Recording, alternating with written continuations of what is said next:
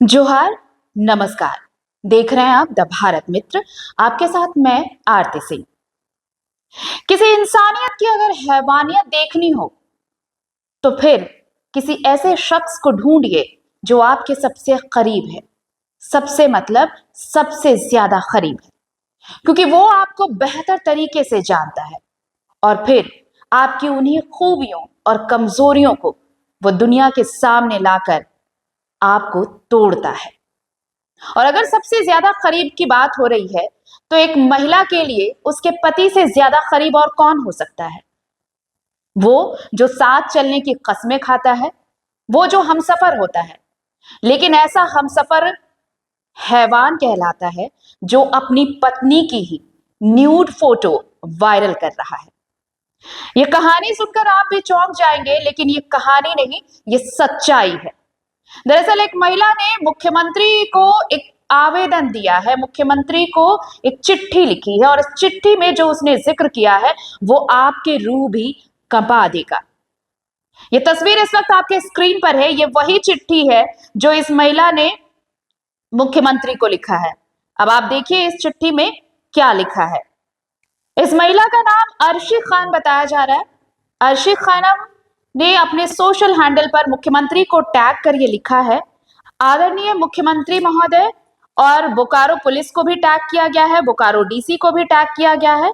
और ये लिखा है कि बोकारो महिला थाना कांड संख्या 1/2026 है। हमें न्याय दिलाए, मेरा पति मेरी न्यूड फोटो वायरल कर रहा है, दहेज के लिए प्रताड़ित कर रहा है, 20 लाख रुपए मांग रहा है, जान से मारने की धमकी दे रहा है, हमें न्याय दिलाए। ये अर्शी खानम ने अपने सोशल हैंडल पर ये पोस्ट डाला है और गुहार लगाई है। गुहार ये लगाई है कि उसे न्याय मिले। अब आइए आपको हम वो भी बताएं कि उस चिट्ठी में क्या लिखा हुआ है। यहां तक कि डीजीपी को भी एक चिट्ठी भेजी गई है और इसमें कुछ क्या लिखा गया है वो भी हम आपको बता दें। सविनय निवेदन पूर्वक कहना है कि मैं आशिक खानम, उम्र 24 साल, पति सैयद मोहम्मद अजीज, पता सिवंडी मखदूमपुर, गोसिया मस्जिद थाना बालीडी, जिला बोकारो की रहने वाली हैं। मेरी शादी सैयद मोहम्मद अजीज से, जो इनके पति हैं, उनके साथ 17 फरवरी 2025 को हुई थी, लेकिन पति 2 महीने बाद से ही बाहर जाकर टॉर्चर करने लगा, 20 लाख रुपए दहेज मांगने लगा। मेरा पति मोहम्मद अजीज दहेज को लेकर मुझे छोड़ने की धमकी देने लगा। जब मैं प्रेग्नेंट थी तो फोन पर गाली गलौज करने लगा, मेरा फोन भी छीन लिया। जब उसे पता चला मैं प्रेग्नेंट हूं तो झूठा इल्जाम लगाने लगा। मेरे पिता को फोन करके पैसे मांगता था, वो मुझे मारने की धमकी दे रहा है। मेरा पति मेरा न्यूड फोटो व्हाट्सएप से सबको भेजता रहता है। मेरा न्यूड फोटो कई सोशल मीडिया प्लेटफॉर्म पर लगातार वायरल कर रहा है। मेरे पिता के व्हाट्सएप नंबर पर, मेरी बहन के नंबर पर भी ये न्यूड फोटो भेजा जा रहा है। न्यूड फोटो सोशल मीडिया पर लगातार वो डाले जा रहा है। मुझे और मेरी बेटी को जान से मारने की धमकी देता है। और ये सारी चीजें इस जो डीजीपी को चिट्ठी लिखी गई है उसमें है। अब जो इन्होंने पुलिस अधीक्षक को जो एफआईआर वहां पर दर्ज कराया है पुलिस में, वो क्या लिखा है वो भी आप देख लीजिए। ये आपके स्क्रीन पर ये है, एफआईआर कॉपी है। और अब देखिए ये पुलिस को जो इन्होंने आवेदन दिया है उसमें उन्होंने क्या लिखा है ये भी देख लीजिए। सविनय निवेदन कहना है कि मैं आशिक खानम, पिता मोहम्मद इसराइल हुसैन और पता सिवंडी मखदूमपुर, यहाँ पर कह रही हैं कि मेरी शादी सैयद मोहम्मद अजीज से हुई थी, 2 महीने बाद से ही बाहर जाकर मुझे टॉर्चर करने लगा। यानी पूरी चीजें जो आपने डीजीपी के आवेदन में देखा वो इसमें भी लिखा हुआ है। और इसकी कॉपी देखिए थाना प्रभारी को भी दी गई है, पुलिस अधीक्षक को भी दी गई है और मुख्यमंत्री तक से गुहार लगाई गई है, लेकिन अब तक इस महिला को न्याय नहीं मिला है। खुद देखिए हम अर्शी खानम से ही जुड़ेंगे कि क्या कैसे कुछ ये सब हुआ, कैसे पति टॉर्चर कर रहे हैं और अब पुलिस के द्वारा क्या कुछ कार्रवाई की गई है। ये सारी चीजें बताने के लिए खुद अर्शी खानम हमारे साथ जुड़ रही हैं फोन लाइन पर, उनसे हम बात करेंगे और आप सुनिएगा। तो मैंने कहा कि ये कहानी नहीं, ये सच्चाई है और ये वो सच्चाई है जो आपके रोंगटे खड़े कर देगी। अर्शी खानम हमारे साथ फोन लाइन पर जुड़ी हुई हैं। अर्शी, बहुत स्वागत है आपका भारत मित्र में। एक पति जो आपको लगातार परेशान कर रहा है, क्या सिर्फ इसलिए कि उसे दहेज चाहिए, आपका घर उसके नाम करना है इसलिए, या फिर कोई और भी वजह है? हाँ, यही सब इल्जाम लगाते रहते हैं मुझे।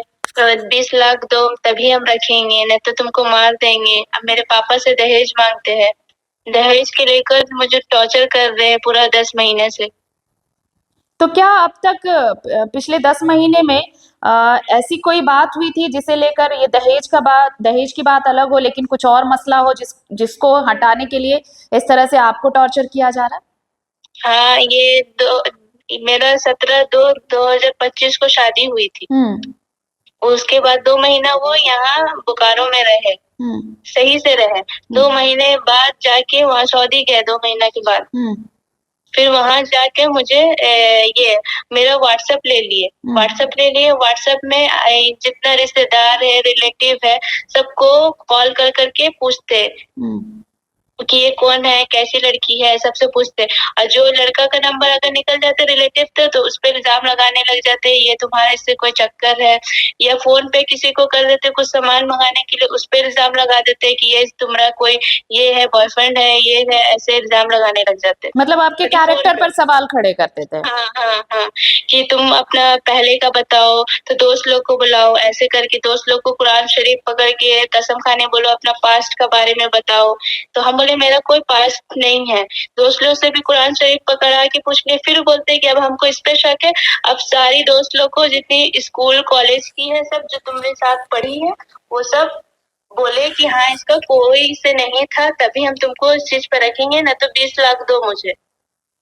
और बच्ची का हवाला नहीं दिया आपने कि छोटी बच्ची है, आप ही की बच्ची है? हाँ, जब 6 महीना की प्रेग्नेंट थे हम, तो उस टाइम भी मारने का धमकी दिए कि बच्चा को गिराओ, मेरा बच्चा नहीं है, ऐसे वैसे। जबकि 2 महीना वो साथ में रहे, रेगुलर उनकी फैमिली के साथ हम रहे। तब भी मुझ पर इल्जाम लगाते कि मेरा बच्चा नहीं है, अलग अलग सब पे कभी किसका बच्चा बनाते। तो क्या आपके ससुराल वाले आपके साथ खड़े नहीं हुए? मान लीजिए पति तो ऐसे थे, लेकिन ससुराल वाले? नहीं, वो कुछ नहीं, बेटा ही किस तरफ रहती साथ में, पूरा परिवार। आपने कहाँ-कहाँ शिकायत की है? क्या चीज? हम पहले बर्दाश्त कर रहे थे, बर्दाश्त करते करते अब जाके मजबूरन मेरे को जो न्यूड फोटो जो वायरल करने लग गए ना। ये कब शुरू हुआ कि आपके न्यूड फोटो वगैरह वायरल करने लगे? कोई भी पति अपनी पत्नी का न्यूड फोटो कैसे वायरल करेगा?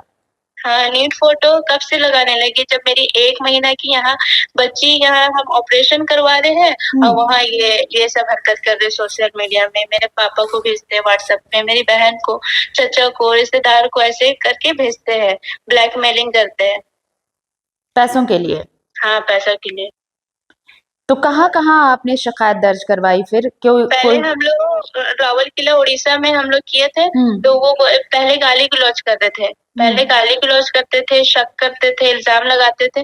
तो जब पुलिस को बोले उड़ीसा में, तो वो बोले कि फोन से कर रहे हैं ना, मारपीट तो नहीं कर रहे हैं ना, फोन से कर रहे हैं, तो फोन से क्या कर सकते, अगर यहाँ रहता तो कुछ हो सकता। तो हम कितना 8 महीना का प्रेग्नेंट थे, तो उस टाइम गए थे। तो वो पुलिस वाले कुछ नहीं बोले। फिर 20 दिन के बाद हम सिर्फ बोकारो आ गए, तो फिर मेरे यहाँ डिलीवरी हुआ। तो फिर जब डिलीवरी का टाइम में हम यहाँ ऑपरेशन करवा रहे हैं, यहाँ ये सब फोटो वायरल कर रहे हैं। आपने वहाँ बोकारो में भी पुलिस अधीक्षक, थाना प्रभारी सबको आवेदन दिया है। क्या पुलिस कोई मदद कर पाई है अब तक आपकी? अभी तक नहीं की है, बोल रही कि बाहर है वो, वो आ जाएंगे तभी एक्शन लेंगे, ऐसे बोल रही है। तो हम लगातार वो फोटो वायरल कर दे, तो अब हम आत्महत्या कर सकते हैं। मजबूरन मेरे को ये सब करके टॉर्चर ही ना किया जा रहा है। आप इस बीच आपकी इन कुछ महीनों में आपकी बातचीत हुई है सैयद से? हाँ, वही प्रेगनेंसी जिस टाइम बच्चा हुई थी, 1 महीना की अभी हो गई है, तो वही 10 दिन तक बात हुआ था। तो उस टाइम भी ऐसे ही इल्जाम लगाते थे, इस पे उस पे खाली इल्जाम लगाते रहते थे कि तुम ऐसी है वैसी है। अगर हम बोलते कि ठीक है, आप मेरे को प्रूफ दीजिए, अगर हम किसी से ये है तो आप मेरे को प्रूफ। ना ही मेरे पास फोन है, ना हम अपना मायके में रह रहे हैं, ससुराल ही में रह रहे, बोकारो में है, तब भी इल्जाम लगा रहे हैं आप। मतलब वो मानने को तैयार ही नहीं है? हाँ, मानने को तैयार नहीं है। क्या चाहती क्या है आप अर्शी? क्या चीज? आप क्या चाहती हैं? एक ना ही मोहब्बत दे रहे हैं, ना इज्जत दे रहे हैं, प्रेग्नेंट जब से है, 1 रुपए नहीं, सारा खर्चा मेरे पापा उठा रहे। तो आपने मुख्यमंत्री तक गुहार लगाई है कि आपको न्याय मिले? हाँ, मदद चाहिए। आप लोग नहीं करेंगे तो कौन करेगा बताइए। मेरी एक छोटी बच्ची है, उसका ये करना है, हमको पालना पोसना है, ना ही पैसा दे रहे हैं। हम लोग एक गरीब परिवार से, मेरे पापा एक ड्राइवर है और मेरी अम्मी किडनी के पेशेंट है और मेरा भाई जिस दिन मेरी शादी हुई थी उसी दिन डेथ हो गया था। सुबह में डेथ हुआ और रात में मेरी शादी हुई। और हम लोग इतना ऐसी प्रॉब्लम से है, ऊपर से और हम लोग को ये परेशान करते हैं लगातार। पूरा 10 महीना हो गया इस चीज को, जब से जो सऊदी गए हैं तब से टॉर्चर कर रहे तो कर रहे। मेरी अम्मी को गाली गलौज, मेरे पापा को गाली गलौज, मेरे भाई जो अभी चल गया है वो उसको भी गाली गलौज करते हैं। ये तो इंसान ही नहीं है। जो चला गया है वो तो इनका कुछ नहीं किया है, तब भी उसको गाली गलौज करते हैं। वो तो नहीं इनसे मिला ना देखा कि कैसे है कैसे नहीं है, वो तो चले गए। अब पूरा परिवार वाला, उनकी अम्मी भी अकोसते रहती है, हाय अकोसा करती है। और फिर अब मेरे को घर से बाहर निकाल दिए कि हमको तुमको नहीं रहना। पैसा वैसा नहीं दिए उनको। पहले 10 लाख का डिमांड कर रहे थे, अब 20 लाख का। तो हम लोग कहाँ से देंगे? हम लोग इतने गरीब परिवार से, हम लोग कहाँ से देंगे? शादी में आप लोगों ने दहेज दिया था? हाँ, 2,70,000 दिए थे। और उसके बाद अब 20 लाख की मांग हो रही है। हाँ, अभी 20 लाख। उनकी अम्मी बोलती है दे दोगी तो मेरा बेटा ऐसा नहीं करेगा। उनकी बहन और अम्मी का रिकॉर्डिंग है मेरे पास, वो बोल रही है कि वो दे देंगे ना, वो पैसा के लिए कर रहा है। चलिए तो देखते हैं कि अब सैयद तो सऊदी में है, तो उनके खिलाफ कम से कम जो आपका फोटो और वीडियो वायरल किया जा रहा है वो कैसे, उस पर कम से कम अगर साइबर सेल कुछ आपकी मदद कर पाए, कोशिश होगी हमारी। शुक्रिया आशी बातचीत के लिए आपका। उम्मीद करते हैं कि आपको मदद मिले।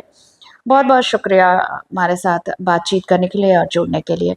तो देखिए, एक पति जो सऊदी में रह रहा है, फरवरी पिछले साल यानी 2025 में शादी हुई, 10 महीने में देखिए अब एक बच्ची भी है और इस बच्ची के बाद हालात और खराब होने लगे।